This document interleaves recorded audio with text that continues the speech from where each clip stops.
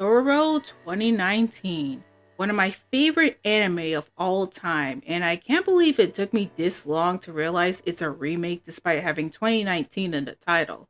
And I thought it would be fun, as my first official video of the year, to go back to the anime and see how well it compares to the original work. Is this technically cheating since I'll be discussing the anime more than the manga? Not really, since I'll be going back and forth between the anime and the manga, highlighting the various changes the anime made. And for the first time on this channel, instead of using my usual manga reading app, I'll be relying on a physical copy of the manga. I bought the Anibis edition on sale a while ago, and it's a nice addition to my ever-growing book collection. But before I start talking about the anime, let's set some groundwork.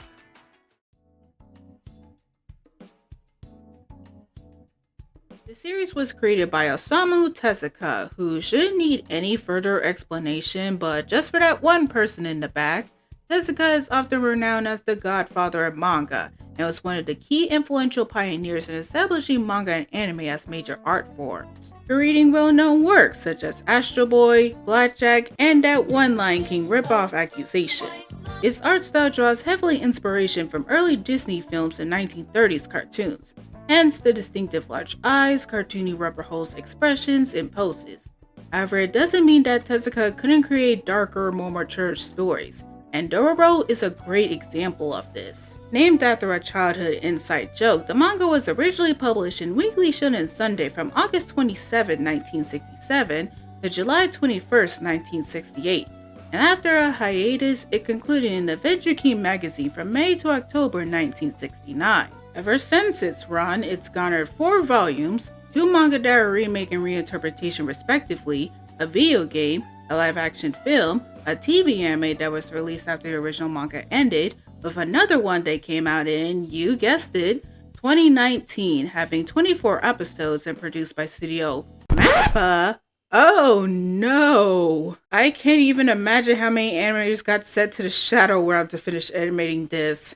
Despite each example I mentioned being very different in how they tell their story, the structural synopsis has stayed the same. A young vagabond named Hyakimaru travels across the Sengoku or Warring States period of Japan, hunting demons to gain his body parts back after his scumbag father sacrificed them when he was a baby, alongside a child thief named Dororo. Now that the information has been established, let's examine how the 2019 anime adapts this story. The first episode begins pretty similar to the manga. Daigo, Hyakimaru's father, goes to the Hall of Hell, he makes a deal with the demons, the deal is struck, he kills a priest, and Hyakimaru has his body stolen, but the reason he's still alive being due to divine intervention. However, there are already key differences. For one, the reasons. Manga Dango wanted to rule the entire country, whereas 2019 Dango wanted to revive and keep his land prosperous after a prolonged drought, making his reasons understandable but inexcusable. The second is the number of demons. The anime has Hyakimaru hunt and kill 12 demons, while in the manga, he has to kill 48. 48! And that's not even the crazy part. Tezuka originally had plans to have those 48 parts to create a human, that being Dororo, and Hyakimaru will have this heavy dilemma of wanting to kill Dororo to gain his body back quickly, but couldn't bring himself to do it. Not gonna lie, would pay money to see how that would play out. Moving on, Hyakimaru gets sent down the river and cut to 16 years later, where Hyakimaru is already on the move to find the demons that stole his body. But there's one key difference that set this Hyakimaru apart from the rest of them. He's mute. Yep, in the manga, Hyakimaru could talk. Kind of. He still has his heightened senses that can see the auras of other people. However, he uses that ability alongside his psychic powers, don't ask, to communicate with people inside their hearts. This is just my opinion, but I always prefer the anime version of Hyakimaru.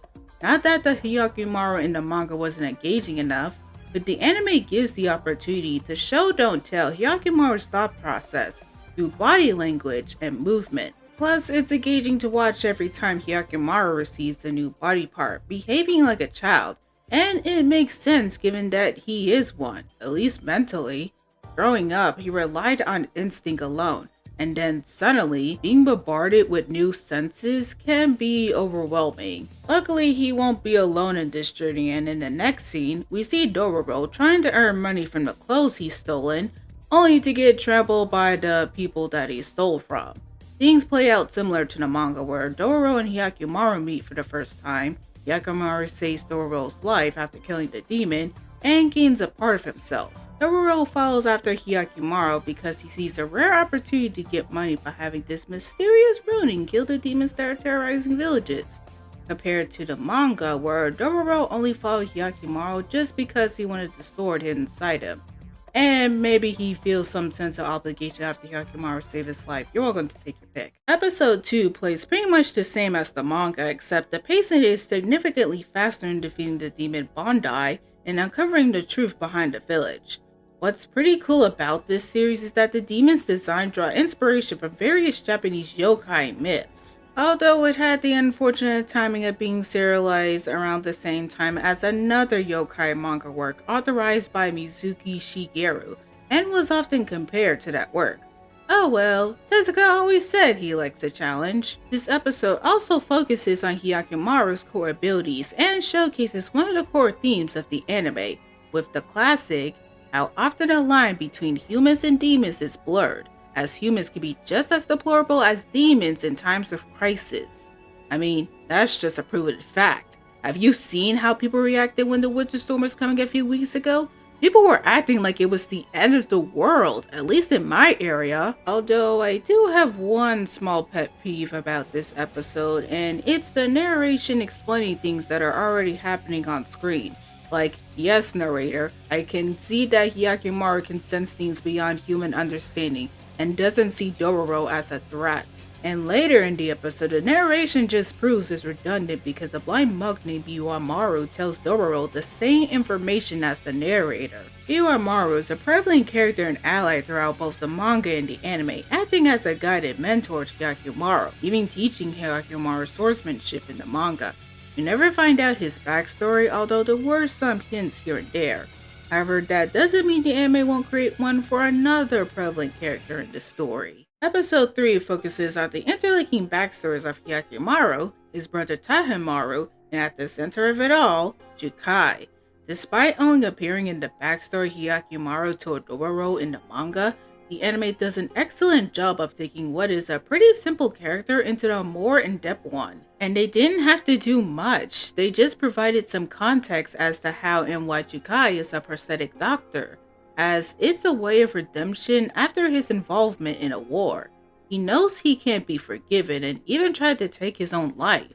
However, after coming across Hyakumaru in the river, he found a reason to live again. The episode then switches between Hyakumaru's and Tahemaru's parallel childhoods, with Tahemaru living a normal, flourishing life, and Hyakumaru struggling to survive as demons constantly attack him to claim the rest of his body, while Jukai continued to fix him up, acting like a mother hen. It's only after Hyakumaru kills a demon and gains back one of his legs that Jukai realizes that Hyakumaru's destiny lies beyond what's in front of him.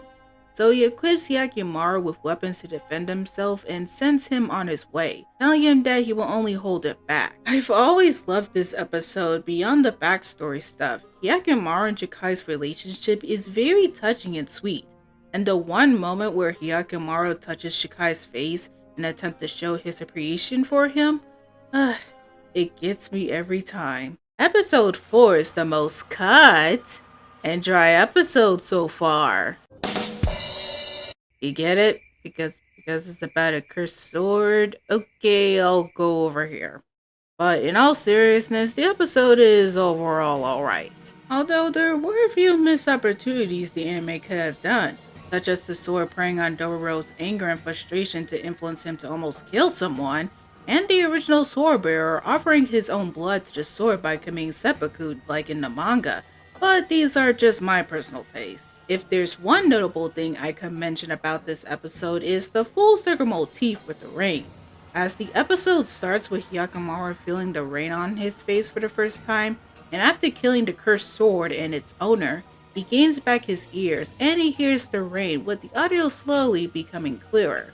However, that serene feeling won't last long. Episodes 5 and 6 are the first of many multi-part episodes, as it highlights one of the more darker elements of the manga being the Warring States period, a time period considered to be the Wild West of Japan, where there was civil upheaval, samurai being dicks, and little to no government influence or control. Overall, not the best time for the common class. And one of these characters who was greatly affected by this is Mio.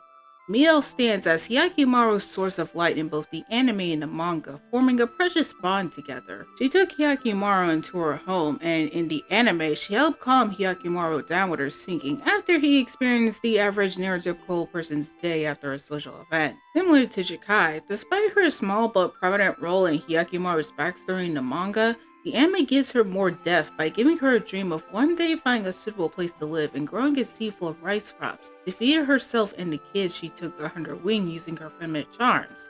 Although Dororo had the unfortunate luck of discovering how Mio uses her feminine charms. She's aware how she might be perceived and hates herself for it, but the hope of one day taking back from the samurai is what kept her going. Sadly, she will never get the chance to see her dream come to fruition, as she and the children were in the wrong place at the wrong time, during a conflict between two samurai factions. And since she was serving them both at the same time, one of them believed that she was a spy and followed her to where she lived, resulting in the samurai killing her and the children and burning down their home. Hyakimaru and Dororo weren't there because they were dealing with a demon who chopped off Hyakimaru's leg earlier, but at least he got it back, and his vocal cords along with it, and they were used in one of the anime's most emotional scenes, as upon discovering the ruined home and seeing the life leave out of Mio, Hyakimaru goes berserk, killing the samurai who were still present, acting like a wild beast, something that Biaomaru warned Dororo about. Dororo does eventually get Hyakimaru to stop, telling him that Mio finally got the seed she was hoping for. And after Hyakimaru tearfully said Miho's name for the first time, the two give Mio and the kids a proper burial, while Dororo gave Hyakimaru the rice seeds, mournfully leaving, all the while Mio's song plays in the background, ending the episode on a somber note. I'm putting these two episodes together, not because they're connected episodes, but because out of all the episodes in the anime, these two are self-contained, with no reference or link to any existing character or storyline, essentially categorizing them as filler. I also talk about them regardless. Episode 7 starts strong enough, with Dororo trying his best to cheer Hyakimaru up, considering the events that happened in the last episode. Then the two get attacked by this spider demon, and you better take a good long look at our duo here, because after this encounter, these two take a back seat in the episode as the real stars of the episode show up, with their Romeo and Juliet romance between the spider demon and a villager. Hyakimaru and Dororo only contribute towards the end, but there's this nice lesson in the episode about valuing all life regardless of how small they are, which is kind of ironic considering what story this is. But Dororo took this lesson to heart at the end of the episode where he didn't kill a spider, and it seems like Hyakimaru is in better spirits after this episode as well. Overall, nothing special, but pretty harmless as a whole. Hyakimaru and Dororo are a lot more proactive in episode 8, where they help this kid rescue his sister figure from being sacrificed to a demon. Even Dororo managed to help by coming up with a strategy for taking down the demon after their first attempt didn't exactly go so well. And once again, my pet peeve of the narrator explaining things while it's happening on screen came back with a vengeance. Yes, narrator, it's clearly obvious that Hyakimaru can't kill this thing since its aura overwhelms him, and he has to rely on sound to take it down. At least there's a happy ending to this, which is rare in this anime, as the sister is alive despite being eaten, and Hyakimaru gains back his nose. Also, there's this. Dororo. 今オイラのことドロロって初めてだ名前呼ばれたの兄貴待ってくれよ Episode 9 tackles the backstory of the titular character himself, and just like everything else in this series, it's not a pretty one.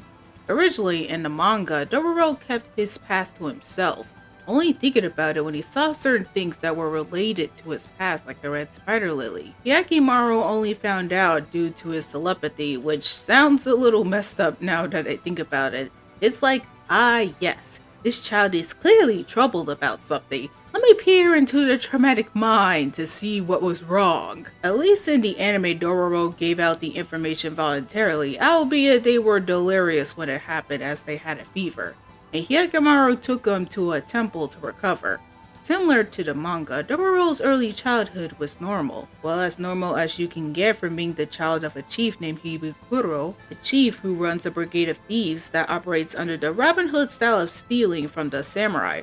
Although Itachi, Hibikuro's underling, expresses his thoughts of living well if they serve a lord and became samurai, even though these same groups are responsible for the major casualties that have occurred throughout their villages. But I guess when enough money, morals can be thrown out the window, which is exactly what happens as, just like his namesake, Itachi betrays Hibikuro to join the samurai, leaving Hibikuro crippled and his men either killed or join Itachi. Dororo, his mother Ojiya, and Hibikuro then spent the next few years wandering the lands trying to find food for themselves. While it would have been cool to see Ojiya steal to feed her family and Hibikuro topple a house using his wits like in the manga, the anime still gives Hibikuro his badass moment when he gets stabbed by samurai who have a grudge against him, only to Unriver stab the guy, saying, "This is how you use a spear," before tragically passing away. Ojiya is now the only one left to care for Dororo.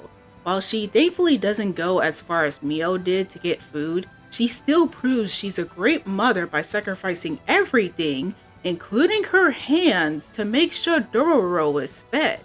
Both Ojiya's deaths in the manga and anime are heartbreaking, although the manga is an utter gut punch as Dororo pleads with his mother to stay with him as her body becomes colder and colder during a snowstorm. Dororo, now alone, promises to keep on living, determined not to lose to this war. Then we get to the part where everyone did a massive double take. どのようなご関係かは存じませんが、さぞかし難儀でしょう。What? Yep, it turns out that Dororo is a girl. And yes, this was later revealed in the manga too. It makes sense that she would pretend she's a boy, considering women were treated as objects during that time, although manga Dororo wasn't aware of their true gender, which I would question more about, but then again they mentioned they haven't taken a bath in years, so I'm just gonna give them a pass. Dororo then recovers from her fever, and while she suspects Hyakimaru knows about her gender, she's thankful that he stayed by her side, and the two head off towards their next destination. Meanwhile, back at Daigo's estate, for the past several episodes, there have been signs of Daigo's deal breaking off, as crops begin to dry and there's not enough rain to nourish the fields. Believing something is up, Daigo assigns one of his spies to do investigation work, and when they came back, they reported how a midwife was seen sending Hyakimaru down a river, and a few days ago, a samurai was heavily injured by an unknown man with prosthetic arms. It looks like Daigo's past actions are coming back to haunt him, as the inevitable confrontation is growing ever closer. Episode 10 is probably one of my favorite episodes in this anime. For one, Tahamaru is actually a character this time. I'm not kidding when I say that in the manga, Tahamaru suspects Hyakimaru of being a spy, has a duel with him, and then dies. Yep, he literally shows up and dies in the same chapter he was introduced in. So the anime gets the rare opportunity to dedicate a whole episode to developing his character. Anime Tahamaru is shown to be compassionate, empathetic, and duty-bound towards his people, as he knows one day he will run the land his father owns. However, he starts to notice strange behavior coming from both his parents when they talk about something that happened many years ago. It also doesn't help that, even as a child, part of his mother's attention was always towards that headless goddess. So determined to find answers, he, along with his servants, investigates the truth behind his parents. Sadly, his father remains tight-lipped, and despite that, Tahamaru capture cut his tongue before he could be pressured to say anything important. So Tayamaru will have to give up his search for now, as his attention is shifted towards helping a local village with their demon problem. I love this moment here where a soldier wanted to abandon the village and Tayamaru was like, fine, be a coward. I'm still helping these people anyway. He came up with an idea to even the playing field after his initial fight with the demon failed. But that plan didn't go through and he almost lost one of his close servants if Hyakimaru didn't come in at the last second killing the demon. The two then cross glances at each other, unaware that their destinies are about to clash. Episodes 11 and 12 mark the end of the first half of the anime, as Hyakimaru discovers his past and his family. After everything gets settled, Tayamaru thanks Dororo and Hyakimaru for saving his servant by giving them money. While he was mostly silent throughout the conversation, Hyakimaru can sense the familiar aura around Tayamaru, even if he couldn't name it just yet. Anyway, Dororo and Hakimaru head to town where they learn about Daigo, and hey, Biwamaru is back! He's here because out of all the lands he visited, Daigo's is still somewhat functioning, so he's going to check the Howl of Hell to see what's going on. But not before giving a warning to Hakimaru again, as he notices his hands have been stained with blood. The two then come across a wooden wall called Banmon, which was part of a fort that separated Dango's land from their rival clan, being the Asakuras. Despite losing most of the fort in the battle, both clans still act like it's physically there, as the second someone tries to cross on either side, they're immediately shot down by either forces. A problem that a child named Sukeroku faced when he was accidentally on the wrong side of the fort at the time and was unable to reunite with his family.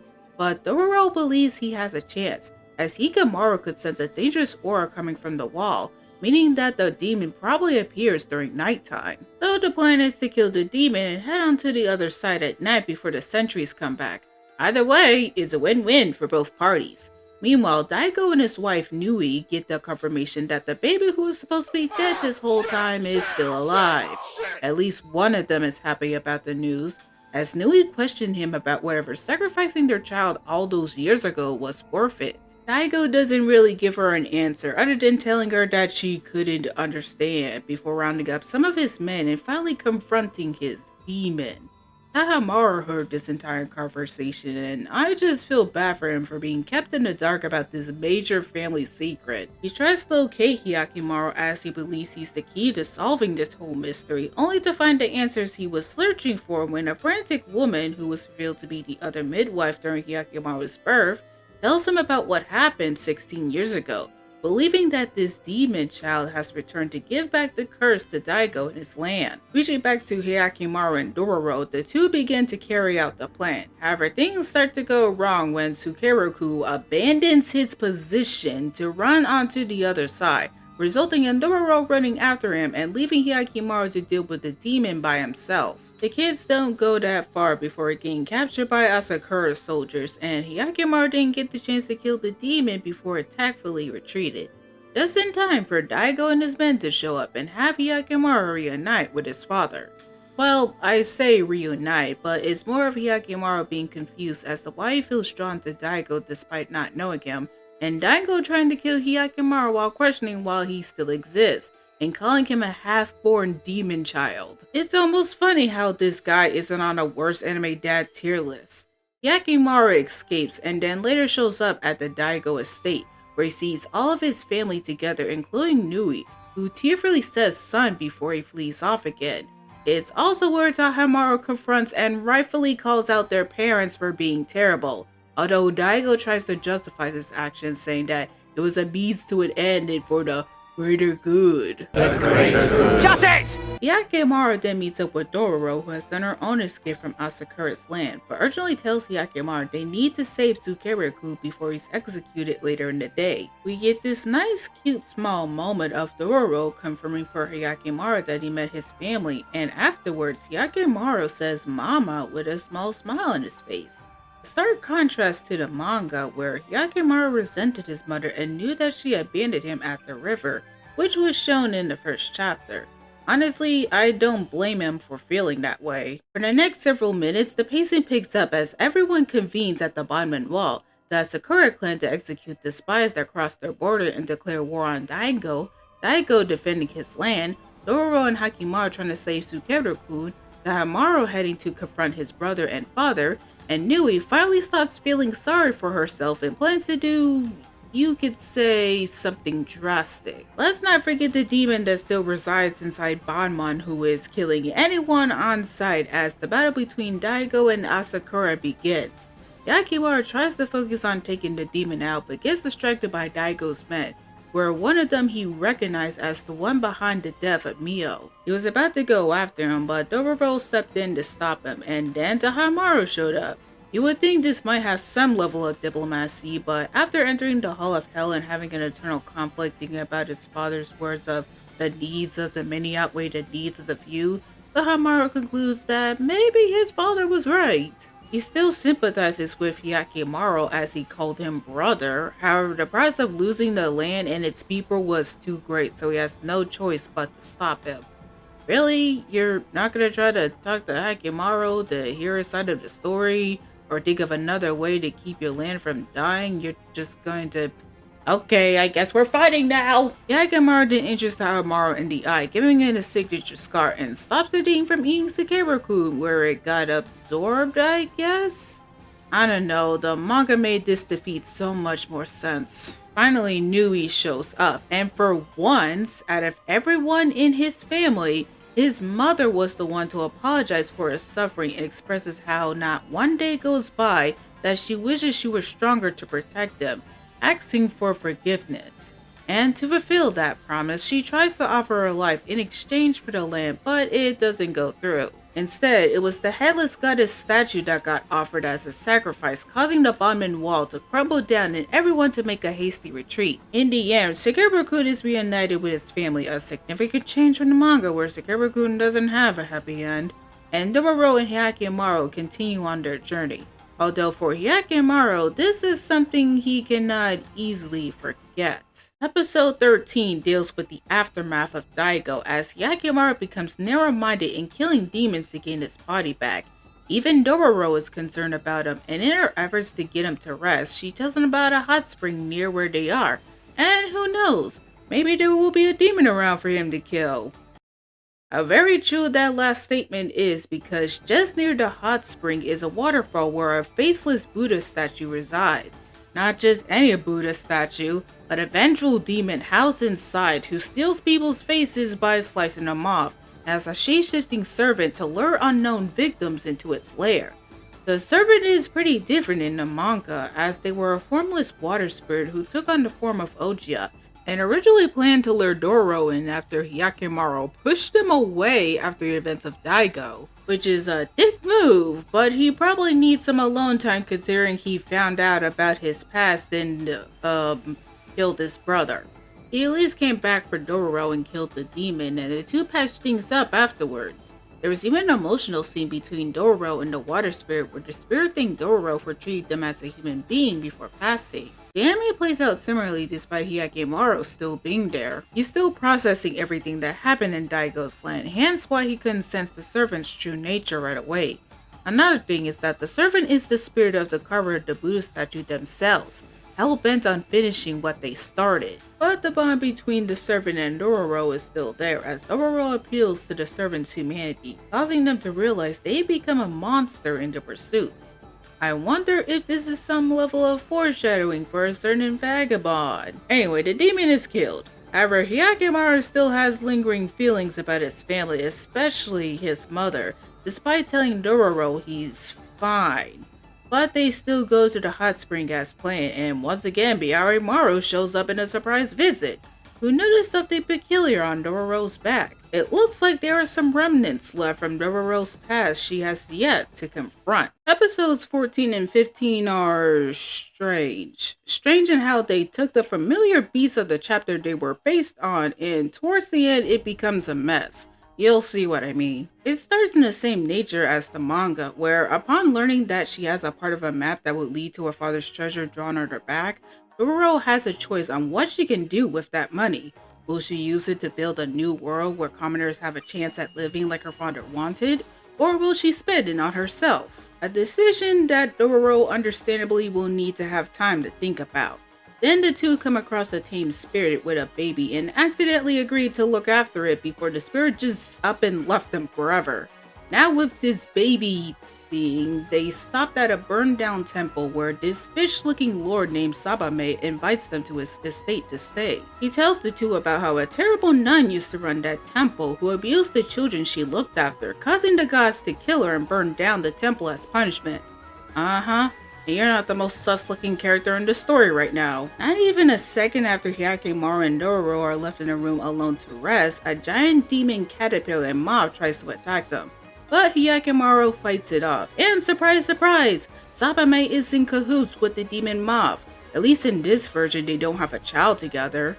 Yes, in the manga, Sabame canonically banged the moth demon and had a child. It's why, spoiler alert, the nun was killed and the temple was burned down to prevent her from revealing their secret. Although he wasn't aware that his moth wife was planning on turning his village into one giant moth breeding ground. Yes, this is real, I swear I'm not making this up. Anyway, back to the anime, things start to get a little wonky after Dororo and Hyakkimaru decided to split up, with Dororo checking out the village and then later getting thrown down a hole to be eaten by demon caterpillars, and Hyakkimaru following Sabame as he has the same aura that Daigo has. I do like how the anime compares Sabame's actions to Daigo's, as they're both willing to make deals with demons and offer up anything to achieve their peace. And for Sabame's case, he, as well as the rest of the village, were willing to sacrifice the nun and her children to the mobs. Despite Hyakkimaru having Sabame right in front of him, Sabame just randomly teleported during a scene, and then Hyakkimaru was attacked by a demon mob. A few of them, actually, and one of them must have been distracted by a light because it caused Kamikaze straight into a watchtower, causing the village to be set on fire. Well, Dororo might have had a hand in that, as she was rescued by the baby creature who revealed itself to be the dead children and told Dororo their fate and the location of the leader moth. She meets back with Hyakkimaru and tells him about this information. Then Hyakkimaru kills the demon, gains his spine back, and the two walk back to the village, and it's a pretty grim sight. The village is in ashes, their food is destroyed, and Sabame is dead, I think? I mean, he was just staring at the space while things were literally falling apart around him. Yes, he and some of the villagers should be punished, but there were probably a handful of them who were unaware of the situation. But Hyakkimaru doesn't care, he got part of his body back, and that's all that matters. Then it cuts to a scene where Hyakkimaru is randomly on his own. I have no idea what happened. Before, it looked like Dororo was going to chastise Hyakkimaru for his narrow-mindedness and express worry over him, which would have been a good idea if the plan was for them to have a falling out, but it stops before it can go any further. And then next thing you know, both of them are in completely separate locations. Anyway, here's Hitachi. Yo, Dororo. 久しぶりだな。じゃーん、見せてもらうぜ。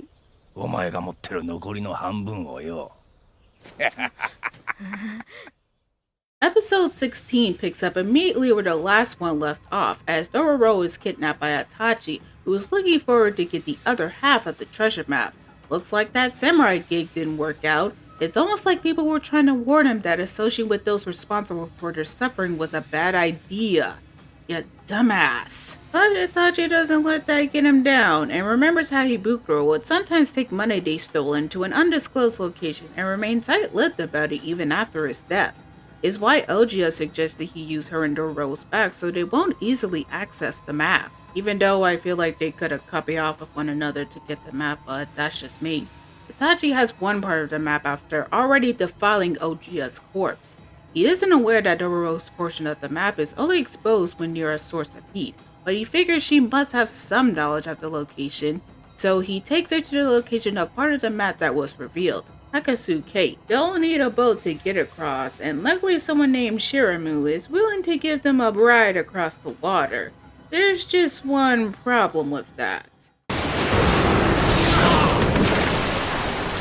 Shiramui has two pet sharks named Jiramaru and Saboromaru that he loves more than anything, and they have an acquired taste for human flesh. Yeah, it's not surprising that Shiramui never planned on taking Itachi to his destination, as he orders his sharks to feed on one of the boats. There's a nice little moment afterwards where Itachi thinks he's going to die and expresses remorse for digging up Ogia's grave, and Dororo rallying up Itachi and the survivors to kill one of the sharks and paddle their way to the cape. They beat up Shiramu after getting him to a vulnerable position where he couldn't summon his shark, and Itachi reminds Dororo that he still wants the money. So he strips Dororo of her clothes and reveals both the map and her true identity to him. Now bound and helpless, Dororo watches in horror as Shiramu orders his remaining shark to eat his dead brother and avenge both of them. Oh wow, this is such an intense cliffhanger. I can't wait for how this plays out in the next episode.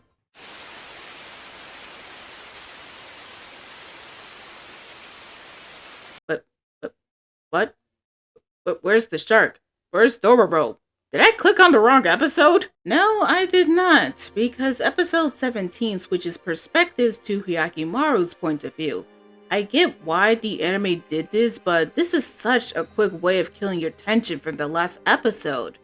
At least Jakai's here. Yippee! Ever since Hyakimaru left on his journey, Jakai felt a sense of emptiness as the one thing that made his life worth living was gone. Hell, he's so depressed that even demons ignore him. But he crosses paths with Hyakimaru in this episode, and the reunion is bittersweet. Because while Jakai is overjoyed at seeing his surrogate son again, and that he's recovered most of his body parts, he's worried that Hyakimaru will go down the same path as he did. It's why when Hyakimaru asked him to give him a new prosthetic leg, he refused. Even when they got trapped in a landslide, Jakai asks Hyakimaru what's the point of continuing to go and kill demons? And Hyakimaru answers simply, to get the body back that was his. Jakai doesn't argue with that logic, however, just like Biwamaru, he warns Hyakimaru just how far he's willing to go to gain that body back, as sooner or later he will have to face his family again since they live off his sacrifice. He's worried that after all is said and done, he'll be alone. But Hyakimaru tells him that he's not alone.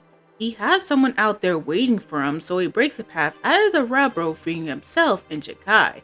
I really love this episode. Jakai is such a great parent to Hyakimaru, giving him wisdom and comfort after everything that's happened so far. And one of the best moments to come from this that I've always remembered is when Hyakimaru asked Jakai for his name, and he replied that he's nobody. But Hyakimaru said, "I know who you are.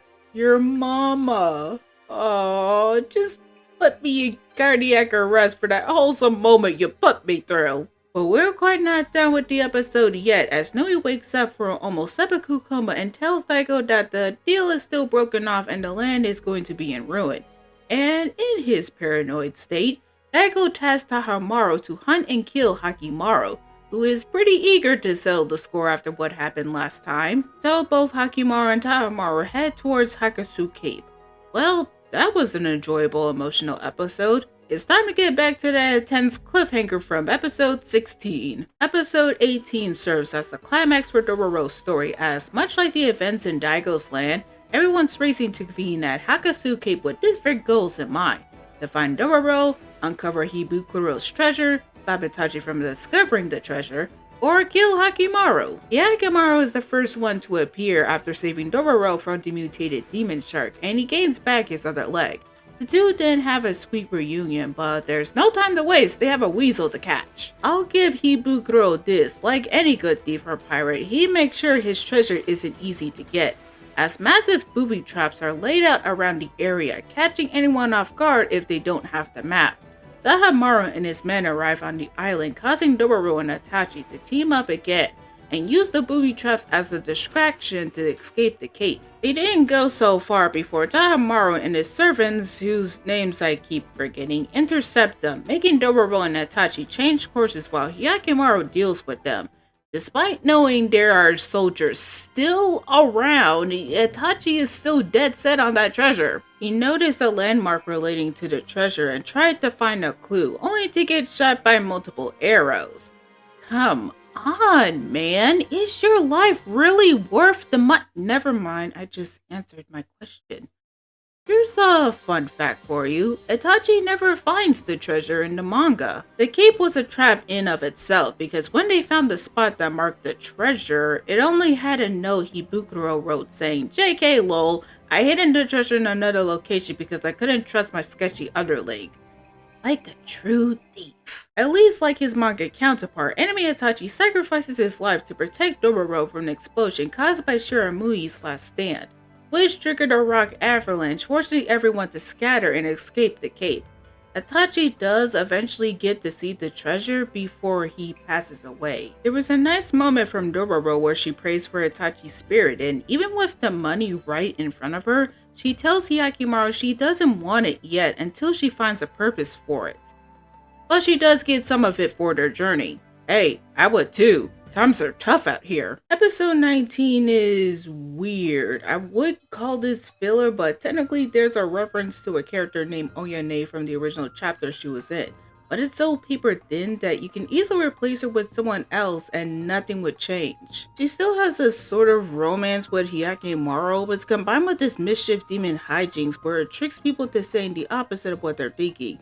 And it causes Oyane to think Hyakimaru wants to settle down and marry her, when he clearly shows that he doesn't. It's just a bizarre episode all around. The chapter it's based on is bizarre too, but it fits with the rest of the manga. I like this demon dealing karmatic justice to this greedy person here, and it has some relation to the Daigo plotline. But at least we're approaching the endgame now. Episode 20 serves as the calm before the storm as Dororo and Hakimaru go on one more demon hunting adventure together. This time, someone named Saburota is there to assist them, and by assist I mean luring them to be killed by the demon Nue and almost causing Dororo to drown and be while Maru wasn't there. In the manga, Saburota serves as a rival of sorts to Hyakimaru in a few chapters, and was a hell of a lot braver than his anime counterpart, whose backstory explained that after being traumatized for abandoning his dying mother, he uses Nue as a way to fill a hole inside his heart with gratification, upon looking at the petrified expressions on victims' faces. However, when he looks at Hyakimaru's face, he's frustrated and maybe a little resentful at Hyakimaru's bravery, wishing he could be like him. And then he gives up and gets devoured by Nue. At least his end is accurate to how it was in the manga. Well, we all know how this song and dance goes by now. However, for once, Hyakimaru shows frustration that the demon doesn't have a part of his body. He's collected a body part so far. All he needs are his arms and eyes to feel complete, and figures if they're not here, then they're at Daigo's. So Hyakimaru and Dororo set off once again at Daigo's land for the final clash of the story. Here we are, the last few episodes of the anime. The premonition that Nui had about the land has come to fruition as disasters, drought, and disease has spread throughout the land, while Daigo himself is gathering as many men and assets as he can to prepare for the war against the Asakura clan, including a strong mother horse who was separated from her child. I'm only mentioning the horse right now because it becomes a key detail / reference later on. Hyakimaru has become laser focused on getting his body back, not caring who or what stands in his way. He's so determined to get his parts to be able to touch and feel whole again that he doesn't notice the pain he's causing Dororo by having to worry about him once again. It looked like Dororo was going to leave Hyakimaru like last time, but this time she stayed. And perfect timing too, because the moment word got out that Hyakimaru was in the area, Tahamaru wasted no time tracking Hyakimaru to continue their fight. The fight only stopped because one of Daigo's spies was tasked to make sure Tahamaru stays alive. They used explosives to blow Hyakimaru and the mother horse off a cliff, killing the horse and kidnapped Dororo to take her back to the estate. Fueled by anger and vengeance, the dead horse was revived to become a fiery demon horse. This was also a plot point in the manga, except the demon horse was later claimed by Saburota as his own. While Saburota isn't here, there is a vengeful vagabond who is willing to ally with them to get his friend back. Speaking of which, Dororo was locked up in a cell until Nui came to save her. Now that she's recovered, Nui takes on a proactive role, leading Dororo outside the estate. They both travel to catch up to Hyakimaru before he could cause any more damage. What I love about this moment is Nui expressing guilt for choosing her people over her own son, and how she always saw him as something precious, even going out to the river in the hopes of finding him. Meanwhile, while Daigo left his estate to prepare for war, Tahamaru and his servants patch up their wounds. Although for one of the servants, they have another idea to help their master. They go to the Hall of Hell and offer their life to the demons. However, just like with Nui, the demons won't accept the offering because, as it turns out, Daigo's deal with the demons was never completed. It's been hinted at since episode 12 when Maru checked the Hall of Hell that there's one demon who never claimed Hyakkimaru's head due to the goddess's intervention and has been locked in the hall ever since. The only reason why Daigo's land managed to stay prosperous this whole time was because of the other demons carrying their weight of the deal. Now that they're gone, there's nothing left to stop Hyakkimaru from claiming what is his, unless Tahamaru and his servants offered themselves up as vessels for the demon and stop Hyakkimaru. So now, Tahamaru sports Hyakkimaru's eyes while each of his servants sports one arm, and together they confront Hyakkimaru to kill him and reclaim what is theirs. Now, did the manga have anything relating to this? Kind of. The manga had similar beats of Hyakkimaru confronting Daigo alone, Dororo splitting off to help some of the villagers, and Hyakkimaru rescuing Dororo after they were captured by Daigo. The final battle consists of Hyakkimaru fighting the demon Nue, gaining some of his parts afterwards, and the villagers finally had enough of Daigo's shit and raided the castle, resulting in Daigo retreating with Nui vowing vengeance. Hyakkimaru says goodbye to Dororo, telling them that destinies lie in two different paths now, and that one day they'll meet again when he's whole. And that's it. There's one more page narrating how the Hall of Hell burned down 50 years in the future and how no one knows where Hyakkimaru went, but this is the ending to the manga. The reason why the ending is lackluster is simple. So simple that I can sum it up in just one sentence. TLDR, Tezuka wanted to continue the journey, but the editor gave him a wrap it up sign, and so he did. The end. We don't get to see Hyakkimaru fully recover his body, nor do we discover the real treasure's location and how Dororo will use it. There's a reason why some people say that the manga was cancelled, so it was a good thing that the anime ended in a way that would satisfy its audience, which I should probably get back to. Dororo and Nui see the fighting up ahead and run to try to stop it, including the baby horse who recognizes their mother despite looking like a demon. The mother horse then becomes distracted once she saw her child, leading to her getting stabbed by Tahamaru's servants, but not before delivering a swift, brutal takedown.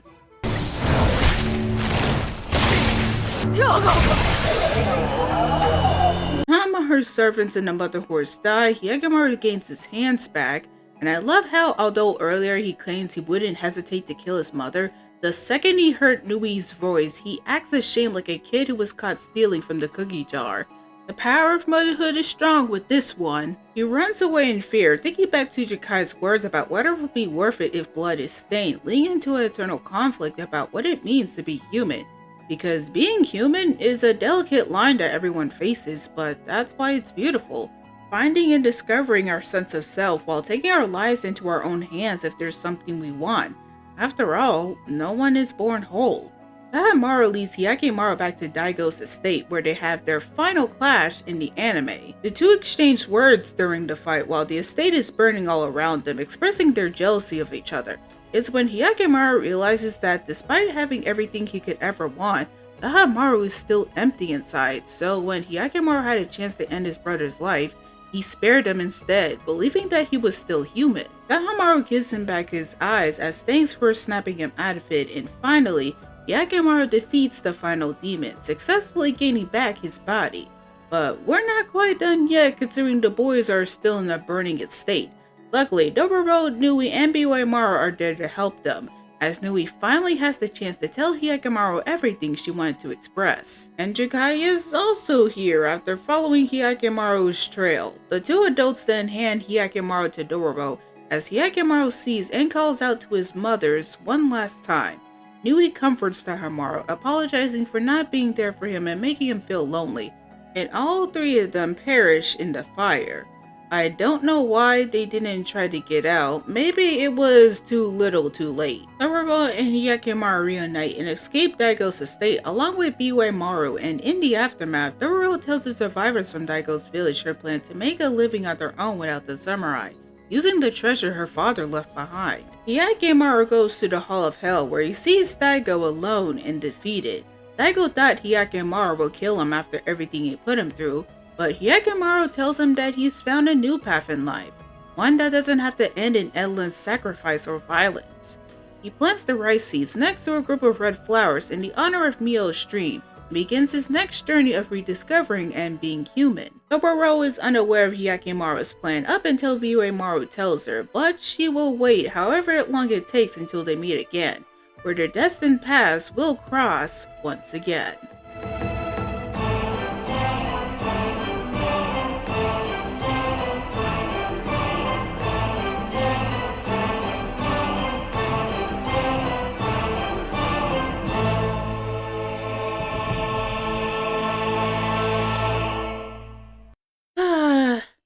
Cinema.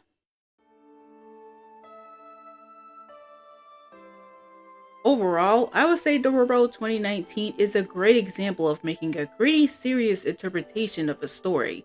It does have flaws, but they don't overshadow the great, powerful, and emotional moments this anime has.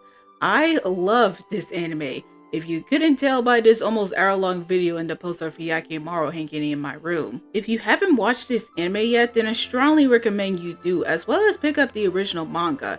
It may look cartoonish, but it doesn't shy away from the darker elements while also telling its riveting tale. This is probably one of my most ambitious projects yet, so I hope I did some service to this series that I come to know and love. If you read the manga or watched the anime, let me know what your thoughts are in the comments below.